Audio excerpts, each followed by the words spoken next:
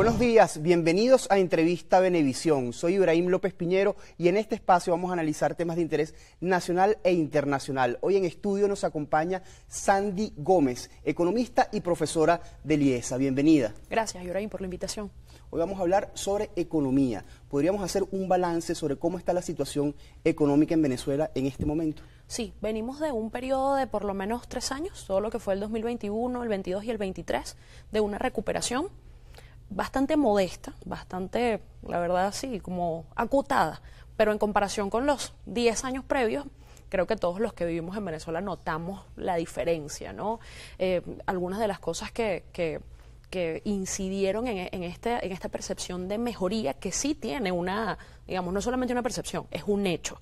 El sueldo promedio, el ingreso promedio de las personas sí mejoró en términos reales porque las familias y los individuos podían gastar un poco más, y el factor principal que incidió en eso es el entorno multimoneda. O sea, la posibilidad, veniendo de una crisis hiperinflacionaria con nuestra moneda local, que es el bolívar, la posibilidad de contar con otras monedas con las que pudiéramos hacer cobertura de reserva de valor fue algo muy positivo, que tuvo una incidencia en el consumo y luego en el ahorro, pero muy pequeñita, porque todavía los ingresos no son comparables a los ingresos de la región.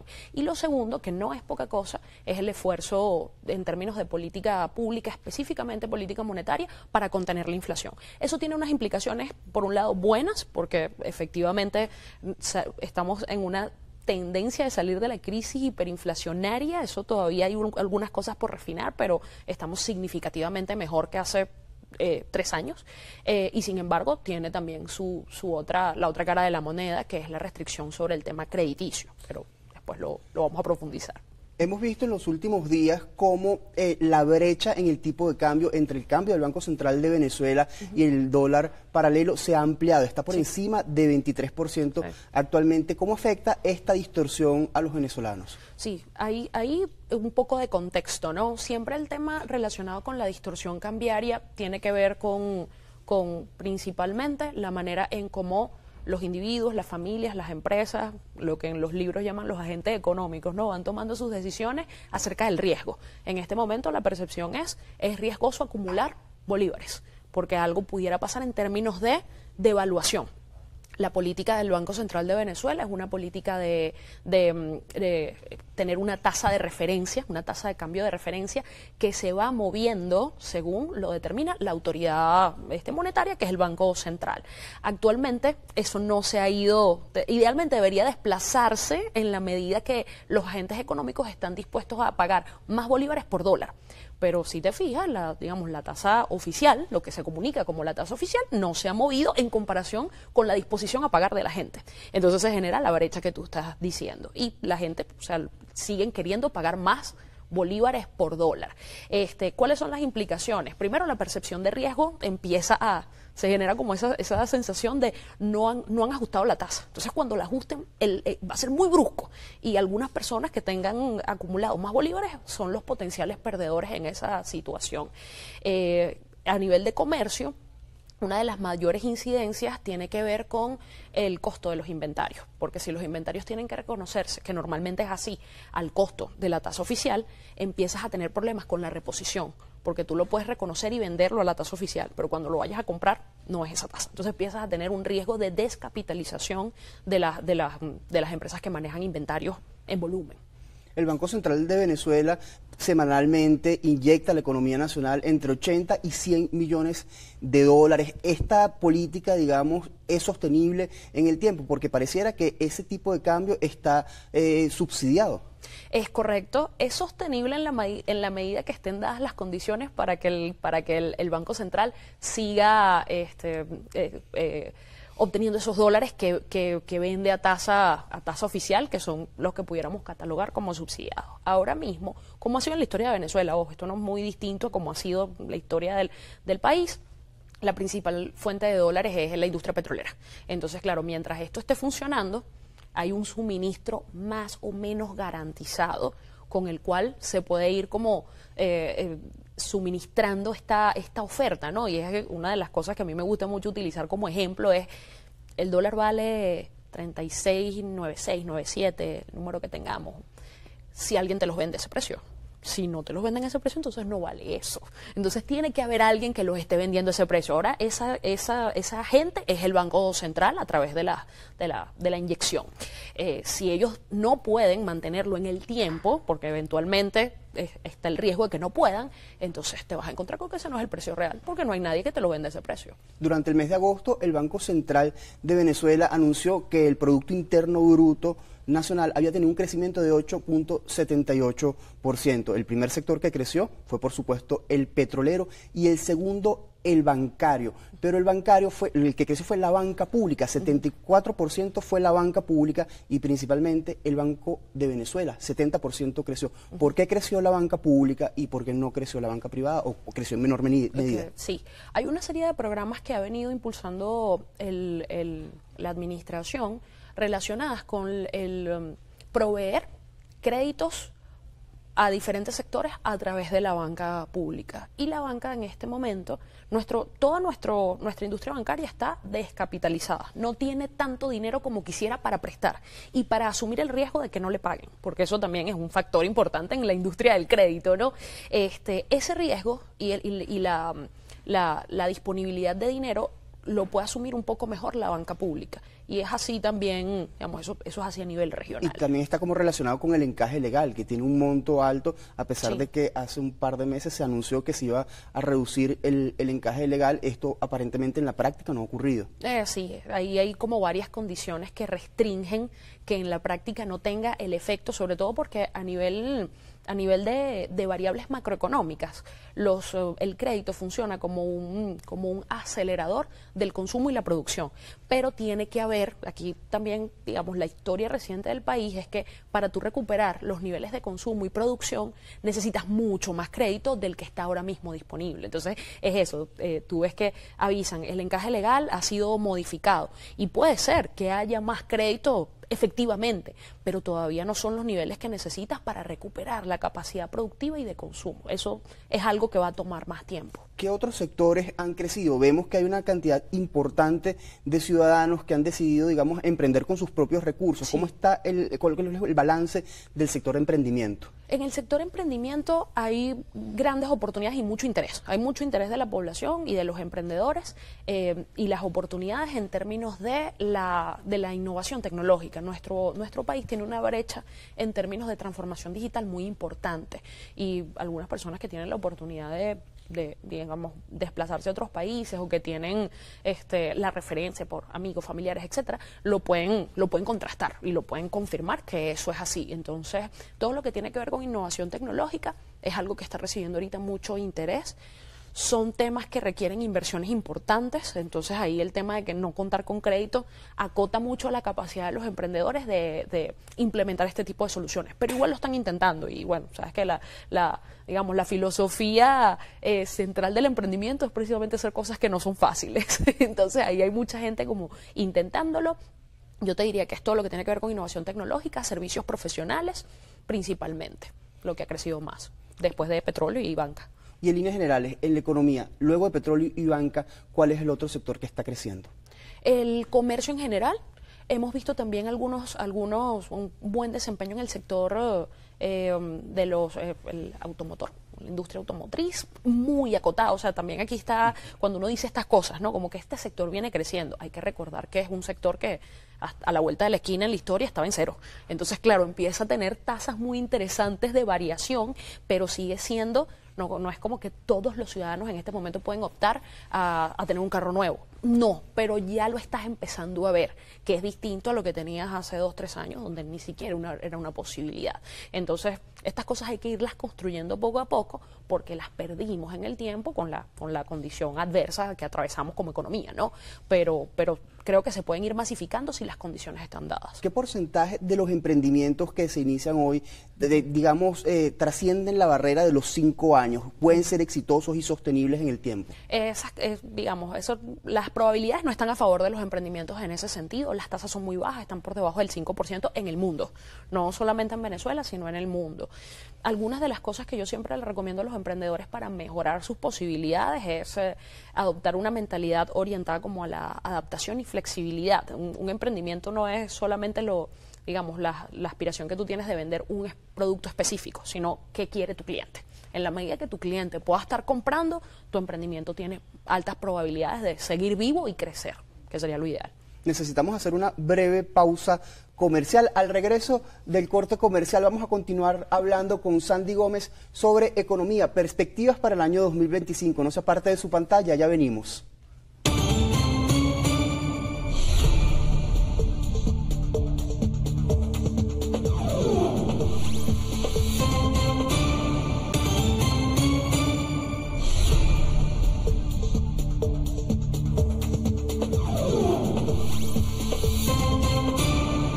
Como indicamos antes del corte comercial, en esta segunda parte de Entrevista Venevisión, vamos a continuar analizando con Sandy Gómez, economista y profesora del IESA, el entorno económico nacional. Para el año 2024 se tenían unas perspectivas bastante optimistas. ¿Cómo evalúa el desempeño económico de Venezuela en estos primeros 10 meses? En estos primeros 10 meses hay dos cosas que se cumplieron, algunas se cumplieron y otras no se cumplieron. Sobre todo en la primera mitad del año. La expectativa era positiva en general, era lo que tú podías detectar hablando con la gente y con los empresarios. Digamos, la postura era orientada a tomar riesgos, que en este caso es aumentar la inversión, aumentar el consumo. Vemos como algunas alternativas que han promovido también el consumo a escala, como la implementación de tecnologías de compre ahora y pague después, de los cuales hay varias en Venezuela y algunas más destacadas que otras, pero ese tipo de cosas llevan una tendencia de crecimiento muy, muy prometedora. ¿Cuál es el factor, digamos, que hace la diferencia? Normalmente, y esto es también una regla global, los periodos que son electorales son periodos de alto gasto del gobierno. Eso es lo que normalmente se espera. Entonces, cuando tú te paras a enero del 24, sabiendo que había elecciones en el país, un catalizador del dinamismo de la economía era la posibilidad de que el gobierno aumentara el gasto. Y eso no pasó. Entonces, tenés unas cosas como que la expectativa positiva tenía una razón, y una razón muy válida. Pero lo que tenía que acompañar, otra de las variables que tenía que acompañar, no hizo la coincidencia. En este caso hubo un gasto, pero un gasto mucho más moderado del que se podía esperar. Después, en la segunda mitad del año, lo que tenemos es un elevado nivel de incertidumbre por las condiciones más orientadas hacia lo político, y son las que van a marcar la pauta el año que viene. Primero, creo que tanto los individuos, los hogares, como las empresas necesitan tener ciertas cosas como unas variables que tú digas, esto va a permanecer o esto no va a permanecer, para poder tomar decisiones. Como, por ejemplo, la posibilidad de que la industria petrolera siga funcionando como está funcionando hoy. Sé que me querías en algún momento consultar algo de eso. ¿Qué otra cosa? La posibilidad de que sigamos teniendo conectividad con el resto del mundo a través de la disponibilidad de vuelos. Ese tipo de cosas son las que van a empezar a marcar la pauta, sobre todo de cara a 2025. ¿Cuáles son los posibles escenarios para el año 2025, tomando en cuenta este contexto que acabas de describir sobre Venezuela? Hay un escenario relacionado, digamos, voy a empezar con lo que pudiera ser como el escenario pesimista, para luego ver el resto de los escenarios, ¿no? O sea, básicamente de dos. Escenario pesimista es que entremos en una fase de aislamiento similar a la que pudimos vivir entre el año 20 y el 21, máximo el 22. Esos 3 años fueron años en donde nosotros como país estábamos muy aislados y no teníamos la capacidad de intercambiar con otros países, no solamente con los que han sido como nuestros aliados comerciales históricos o los más recientes, no, de verdad teníamos problemas de abastecimiento, estábamos tratando de resolver lo de la hiperinflación, o sea, eran muchas cosas que estaban pasando al mismo tiempo que no promovían inversión, producción y consumo, que son las 3 variables claves que tú tienes que tener siempre en movimiento. Ese sería como un escenario: aislamiento y reducción del consumo, reducción de la producción.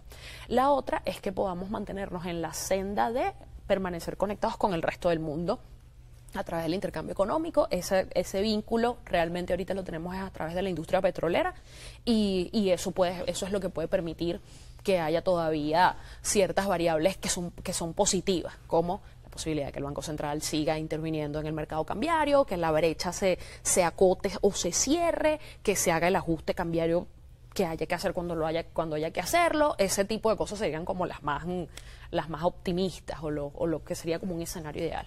En todo este contexto de país hay un sector que reclama aumento de salario, que es principalmente el de los trabajadores de la administración pública. Desde el Ejecutivo se señala que si hay un aumento en el gasto público, eso podría presionar la inflación, un aumento de precios, y se ha preferido, digamos, mantener la estabilidad económica que tenemos hasta ahora. ¿Existe la posibilidad real de ajustar sueldos y salarios sin que se presione la inflación?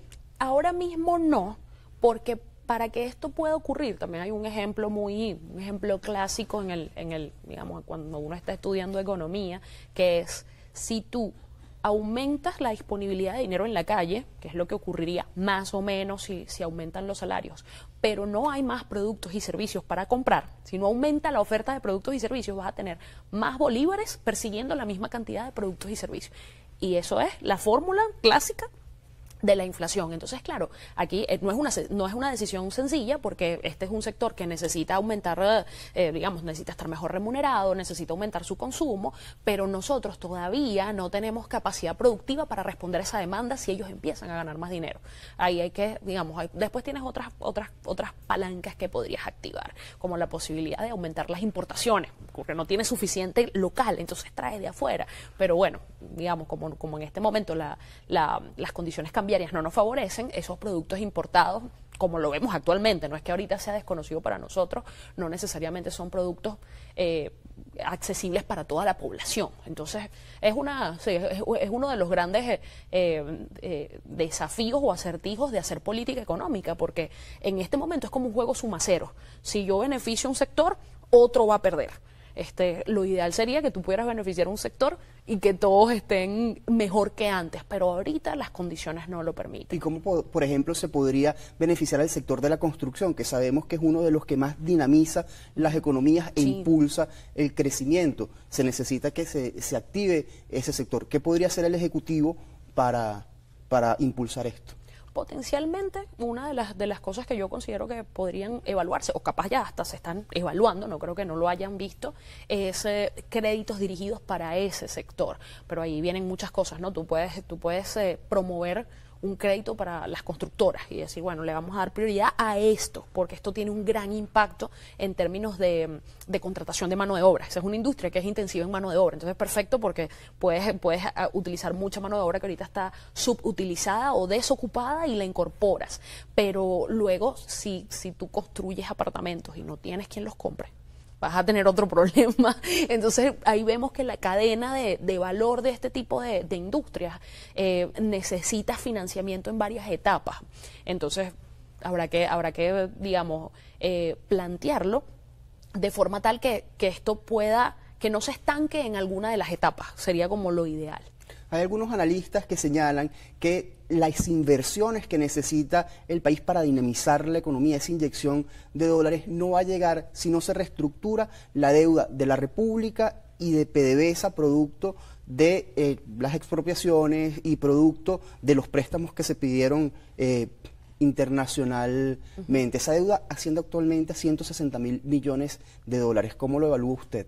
Efectivamente, ahí hay un factor, para mí, el factor clave de esta digamos, esta premisa que indicas y que yo comparto, tiene que ver con la percepción de riesgo del país. Entonces aquí muchas veces lo que se recomienda cuando los países pasan por situaciones como esta es que tú resetees el juego. ¿Cómo reseteas el juego? Restableces, por ejemplo, deuda. Hay que sentarnos a renegociar, porque ahorita el país no lo puede pagar en esos términos, pero si lo renegociamos, lo podemos pagar en otros términos y eso nos oxigena a todos. Entonces ahí, digamos, yo comparto esa posición. Creo que es algo que debe seguirse trabajando. Este tema de la reestructuración de la deuda no es algo que es ajeno a los tomadores de decisiones, y lo han mencionado, y eso puede ser eso puede desbloquear de forma significativa nuestra posibilidad de acceder a recursos como país para que mejore la calidad de vida de todos. El Ejecutivo Nacional ha insistido mucho en su incorporación a los BRICS y la promesa de que esa posible incorporación pudiera traer beneficios para la economía nacional. Si Venezuela logra ingresar a los BRICS, ¿eso realmente incidiría sobre la economía nacional? ¿Lo vería la gente en sus bolsillos? Depende de las condiciones con las que acceda y depende mucho de la lógica de los bloques de cooperación regionales, como puede ser el BRIC, como puede ser los bloques de cooperación que existen en todos los continentes, ¿no? Son para promocionar el comercio exterior, entonces tiene que haber capacidad de consumo en los distintos países. Ahora mismo, digamos, si el país entrara en un bloque como los BRICS y se facilita la importación de productos de esos países a Venezuela, está bien, pero o sea, tienes más disponibilidad de productos, eso te puede ayudar para algunas cosas, pero no necesariamente mejora la capacidad de consumo. Entonces ahí, en un mundo ideal, tendría que ser la capacidad de consumo y la capacidad de producción también. Por ejemplo, muchos bloques económicos promueven préstamos bilaterales entre los países que forman parte del grupo. Ahora mismo no está tan claro si pertenecer al BRIC habilitaría líneas de financiamiento para el país. Eso habría que ver cómo evoluciona y yo te diría puede ser un catalizador mucho más interesante. ¿Considera usted que el crecimiento de Venezuela está condicionado a la actividad petrolera? Digo esto en función del año 2025 y la posibilidad de que cambie, por ejemplo, la política exterior de los Estados Unidos hacia el país, en función de quién gane la elección presidencial del año de noviembre, perdón, de este año, que pudieran incluso levantar la licencia 44A, que es la que permite operar a algunas empresas petroleras. Sí, eso va a tener efectivamente una incidencia también en la manera en cómo las empresas extranjeras se aproximan a Venezuela, pero hay que tomar en consideración un factor. Hay licencias generales y hay licencias específicas. La que menciona es una licencia general. La podrían levantar, pero las licencias específicas normalmente se manejan de otra forma. Entonces ahí hay ciertas cosas como, no sería una buena noticia, ojo, para el país si eso ocurre, pero la verdad es que muchas de las empresas que ya están haciendo negocios acá tienen como su plan B, y es que tienen sus licencias particulares. Entonces eso da como una especie de margen de maniobra en caso de que ocurra lo que estás mencionando, ¿no? Pero sí, tu pregunta inicial, esto sí, nuestro desempeño como país, como economía nacional, sigue atado al desempeño del sector petrolero. La verdad es que sí, la verdad es que todavía estamos muy concentrados prácticamente nos movemos bailamos al ritmo de cómo se mueve la industria petrolera. Lamentándolo mucho, se nos acabó el tiempo. Gracias por habernos acompañado. No, gracias por invitarme. Sandy Gómez, economista y profesora de IESA. A ustedes, gracias por su atención. Será hasta una próxima edición de Entrevista Venevisión. Luego del corte comercial, continúen bien informados con Noticias Venevisión.